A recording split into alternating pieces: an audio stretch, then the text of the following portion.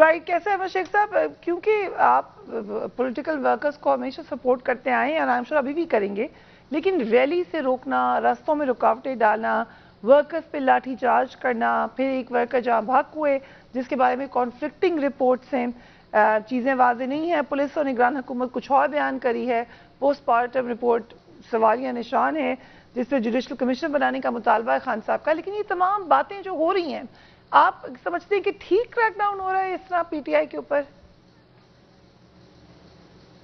دیکھیے بات سنیے, ریلی نکالنا جمہوری ہر پارٹی کا حق ہے اور اس کو پورا مکمل ہونا چاہیے, اس میں فری ہینڈ ہونا چاہیے.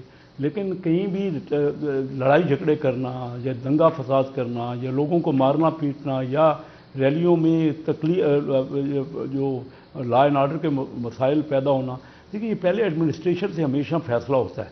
جیسے کل ریلی نکلنی تھی تو کل اجازت نہیں ملی, آج ریلی نکال دی گئی اور کامیاب ریلی ہے, ٹھیک ہے, اگر لوگ آئے ہیں تو اچھی بات ہے.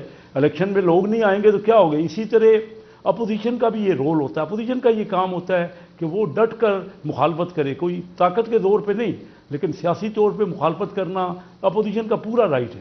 اور وہ اس وقت تو انٹرم حکومت ہے.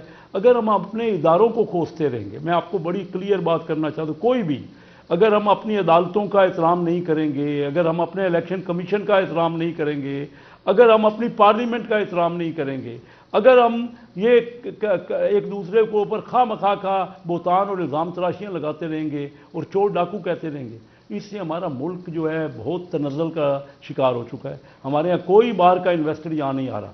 آج انڈیا میں 50, 60, 70 ارب ڈالر لوگ لے کے ان کے یہاں انویسٹ کر رہے ہیں.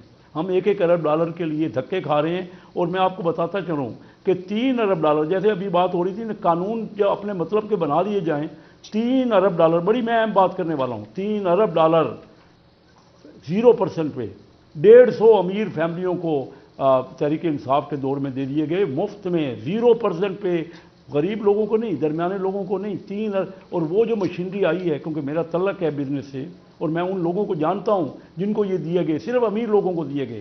اور یہ کیا کرپشن کس کو کہتے ہیں, اس کی ڈیٹیل نکلنی چاہیے, پتہ لگنا چاہیے کہ 3 ارب ڈالر کیسے لوگوں کو, امیر لوگوں کو مل گئے.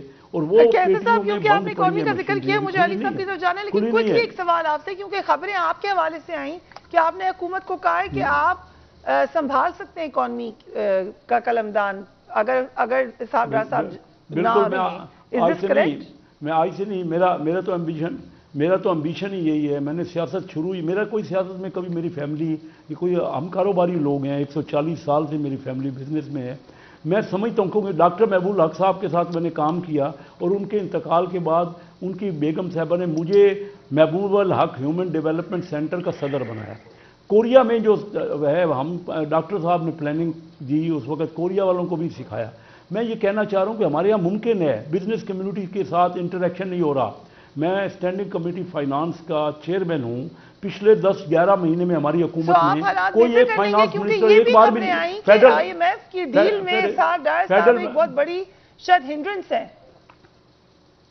میں کہہ رہا ہوں, میں آپ کو بتاتا ہوں, دیکھیے بات سنیے, 11 مہینے میں کوئی بھی فیڈرل فائنانس منسٹر ہماری اسٹینڈنگ کمیٹی کے پاس ہی نہیں آتا.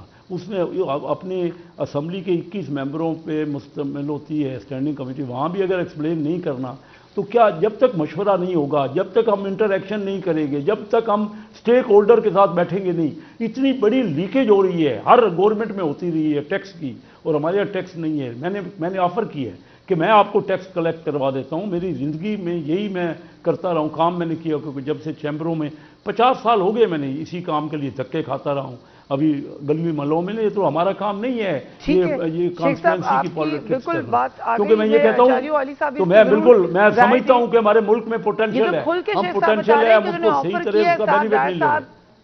کچھ جی بالکل کیا ہے, کیونکہ حکومت ہماری نہیں کامیاب ہو رہی, جو ہماری معاشی ہو سکتا ہے کہ یہ فائنانس منسٹر ہوں, یو نیور نو. جی علی محمد کیا بنائیں گے, مجھے نہیں بنائیں گے, لیکن میں نے آفر کیا, میں نے کہا میں نے جو آپ نے اسٹیٹ منسٹر مجھے بنایا تو میں تو مجھے کیا کرنا ہے. جی کیا کہہ رہے ہیں؟ میں نے کہا شیخ صاحب کو مسلم لیگ نواز سے نکال دیں گے. ہم دعا کرتے ہیں آپ کو بنا لیں سر, وی پرے فار یو. نہیں اللہ کرے ملک کا مسائل میرا بننا علی اہم صاحب، نہیں ہے، وہ تو مقصد تو کھل ہے کھل کہ کے ہم بات مل کریں، جل کے شیخ نا صاحب آپ بھی ملک کے کھل کھل مسائل کے کا بتا حل دیں۔ نکالیں۔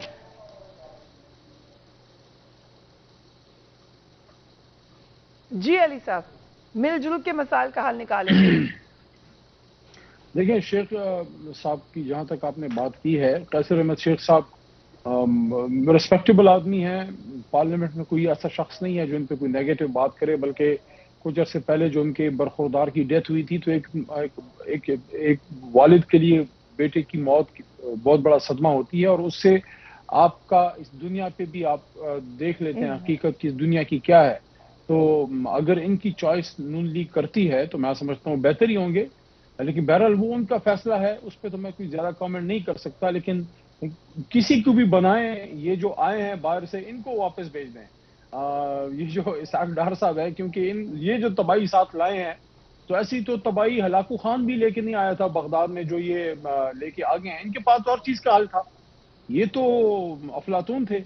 تو اس وقت جو قوم کی حالت ہے، اب کوئی ایک شخص ملک میں ایسا نہیں ہوگا، بلکہ آپ کسی سے پوچھیں میاں شہباز شریف سے، آپ کی گاڑی کا ڈرائیور بھی جو ہے وہ بھی تنگ ہوگا، ان کے گھر کے نوکر بھی جو ہے پتہ نہیں وہ بھی شاید ان کو ووٹ نہ کریں، کہ جس طرح سے انہوں نے حالت کر دی ہے کہ ہمارے دور میں بھی مہنگائی تھی، میں اس سے بھی انکار نہیں کرتا، لیکن کچھ نہ کچھ کنٹرول تھا، ڈالر کچھ کنٹرول تھا، سارا 150 200 کے اندر ہی تھا، پیٹرول آپ کا ہم 122-23 کا لے کے آپ کو 149 کا دے رہے تھے، یہ 80-85 کا لے کے بھی ہمیں 250 کا بیچ رہے ہیں۔ تو سب سے بڑا جو اس وقت قوم کو مسئلہ ہے، دیکھیں 3-4 ہیں۔ نمبر 1 مہنگائی، عام آدمی کی حالت بہت خراب ہو گئی ہے، اور یہ مذاق کی بات نہیں ہے، اور اس کے ساتھ ساتھ جو ہے جو اس ملک میں اس وقت مسئلہ ہے وہ سیاسی جو عدم استحکام ہے، کہ یہ آپ مجھے بتائیں کس قانون کے تحت انہوں نے، اور یہ میں نے آئی جی سے پوچھا بھی ہے مختلف پروگراموں میں، آئی جی پنجاب سے، کہ کوئی ان لوگوں میں کوئی ریمورس ہے، کوئی شرمندگی ہے کہ ایک طرف تو ذل شاہ بیچارہ بچہ شہید ہوا ہے،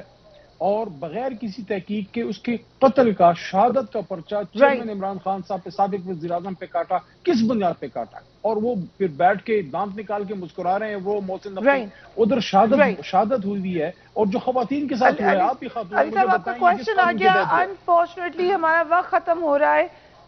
شکریہ۔